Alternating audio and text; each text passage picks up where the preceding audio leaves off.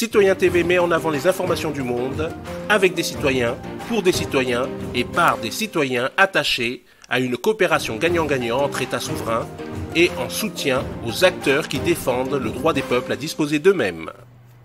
Bonjour, au sommaire du JT citoyen du 24 mars 2021.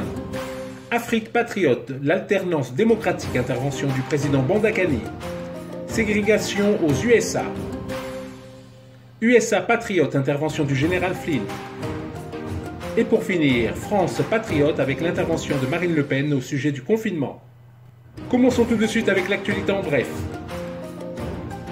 Union européenne, le projet de passeport sanitaire porté par la Commission européenne risque d'être voté sans débat ni amendement ce jeudi 25 mars entre 11h et 12h15 au Parlement européen. Afrique. Le président sortant, Denis Sassou Nguesso, a remporté l'élection présidentielle du 21 mars avec 88,57% des voix, selon les résultats provisoires publiés ce 23 mars par le ministre de l'Intérieur et de la Décentralisation, Raymond Zéphrin Mboulou, sur la télévision nationale. Liberté. Ikea France jugé pour avoir mis en place un système d'espionnage de ses salariés. Sur les bancs des prévenus, le 22 mars à Versailles, un curieux mélange des genres d'anciens dirigeants d'Ikea France. Presse. Des enregistrements exposent une fausse histoire du Washington Post, le forçant à se corriger. Armée. Des hauts responsables militaires égyptiens et pakistanais ont discuté mardi de la coopération entre les deux pays dans le domaine de la production militaire, a annoncé le ministre égyptien de la production militaire dans un communiqué. Djibouti et l'Italie sont convenus de renforcer leur coopération militaire et sécuritaire, a-t-on appris mercredi de sources officielles. Pour finir l'actualité en bref avec la France, Ivry-sur-Seine, 94. Un homme a été enlevé, puis séquestré et torturé pendant 3 jours. Tout de suite, Afrique patriote, alternance démocratique, intervention du président Bandakani. Il y a un divorce extraordinaire entre la structure même sociale, à la racine, la structure, les Anglais disent at grass level, lui qui connaît un peu ça. C'est-à-dire les structures de base de nos sociétés n'ont aucun impact au sommet. Ça veut dire quoi? Vous prenez la famille, vous prenez les clans, vous prenez les villages. Mais ces pays, ces instances qui nous fabriquent, qui produisent la société sur le plan culturel, ne sont pas des structures démocratiques au sens occidental. On a honte de ça. Moi, j'ai vu un grand sultan dans ce pays qu'on respecte, nous dit qu'il faut la tenante à la tête de l'État. Sans commencer par dire qu'il fallait d'abord ça à la chefferie, où il gouverne. Il a honte de la chefferie où il gouverne. Un grand royaume comme son royaume, qui a fait l'histoire. C'est-à-dire, on est incapable, le sultan est incapable de mettre en place une université traditionnelle pour produire un système politique à partir de son cas, qui puisse nous projeter dans un lendemain meilleur. Non, on reprend des friperies conceptuelles, des bêtises comme ça, des saletés qu'on nous impose comme ça, on reprend, on répète, et nos pays sont ingouvernables. Quand on a dit ça, qu'on s'entende bien, l'alternance en tant que telle, je ne sais même pas s'il faut lutter pour l'alternance. Oui. C'est qu'on s'inscrit dans le schéma occidental qu'on lutte pour l'alternance. L'alternance est même naturelle. Les pays, nos royaumes africains, il y avait l'alternance. Le roi mourait. Quand il avait trahi, on le mettait à côté. Pas de mécanisme institutionnel clair, on l'enlevait. Quand il n'avait plus de vitalité, au sens africain du mot, on l'écartait. L'alternance, on connaît. Mais maintenant, c'est l'alternance de type occidental, à partir de 5 ans. Cette façon de scinder le temps. 5 ans, 7 ans. Qu'est-ce qu'on y met? Quelle est la matrice paradigmatique, pour ne pas dire civilisationnelle, qui conçoit ce temps-là pour gérer un État? Personne ne pense à tout ça. Donc, moi, je pense que de mon point de vue, le bilan est négatif. Kani, vous avez suivi encore les uns et les autres jusqu'à preuve de contraire. Vous êtes tous d'accord sur un même point. Jusqu'à preuve de contraire, les pays africains ne sont pas indépendants. Donc on ne peut pas réellement parler d'alternance. Même... Tout de suite, ségrégation aux USA. Colombia prévoit d'organiser 6 cérémonies de remise des diplômes différentes en fonction de la race, du niveau de revenu et de l'identification personnelle des étudiants.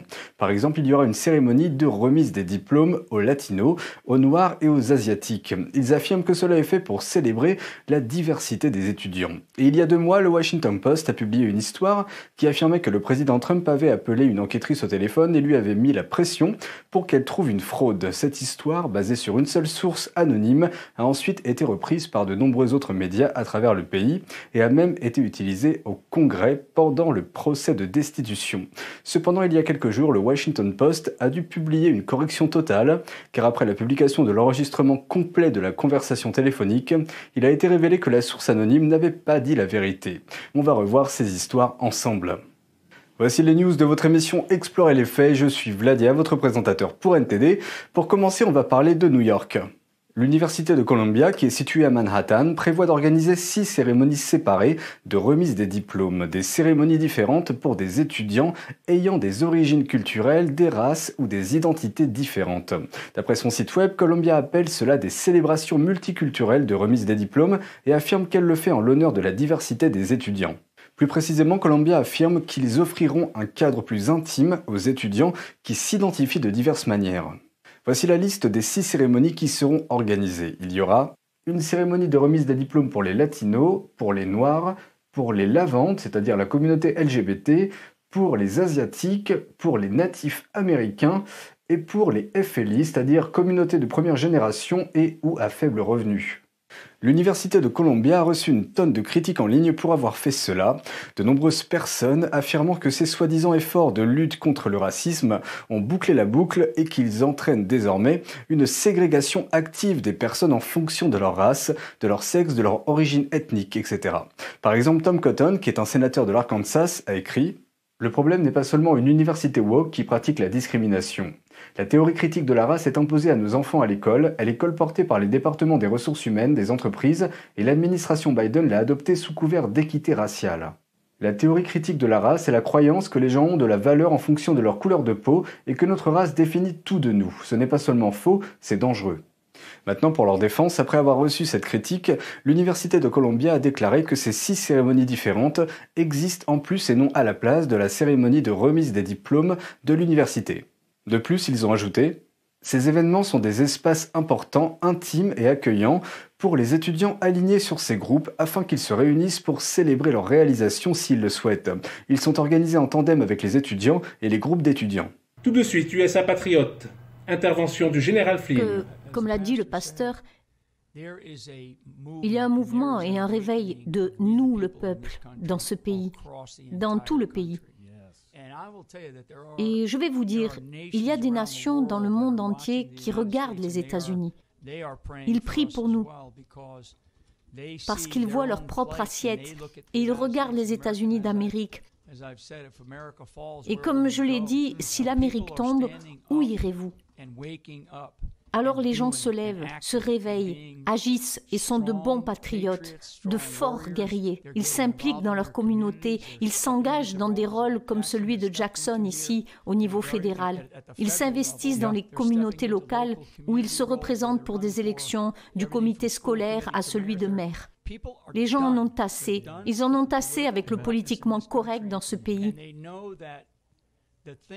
Et ils savent que la chose qui a le plus manqué dans nos vies ici, dans les États-Unis d'Amérique, est notre foi et sa reconnaissance en Dieu. L'autre côté, je connais leur position. Ils vont supprimer, et ils ont déjà supprimé Dieu de tout. Et quand ils font cela, vous savez, quand nous parlons de la gauche radicale, c'est la tyrannie ou la démocratie. Et c'est ce à quoi nous sommes confrontés. Et donc, mon dernier point pour tout le monde est restez éveillés, restez à l'écoute et impliquez-vous.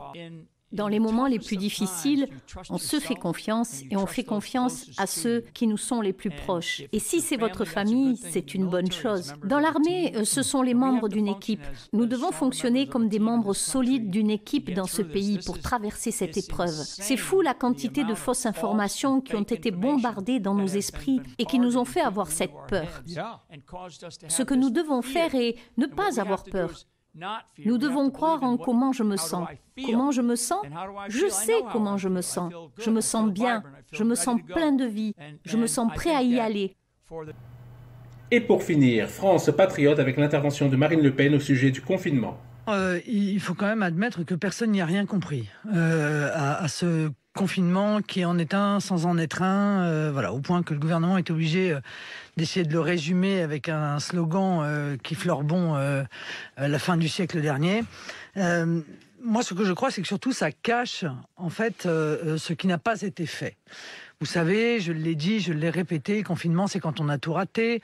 Je persiste à le penser, c'est-à-dire je persiste à penser que le gouvernement confine, reconfine, déconfine, reconfine, sans faire rien à côté en termes stratégiques qui permettent d'éviter ce confinement. Mais vous feriez quoi avant de parler de ce qu'il faut faire à côté? Vous nous avez dit, vous nous avez répété, vous étiez là en janvier dernier, vous nous avez dit il ne faut pas reconfiner. Voilà. Ce que n'a pas fait Emmanuel Macron, il n'a pas reconfiné. Ouais. Aujourd'hui, on se retrouve avec le taux d'occupation des réanimations qui est de 115% en Ile-de-France, avec un taux d'incidence à Paris qui est plus de 500, de plus de 500. Aujourd'hui, vous seriez au pouvoir, Marine Le Pen, avec ces chiffres-là, vous faites quoi?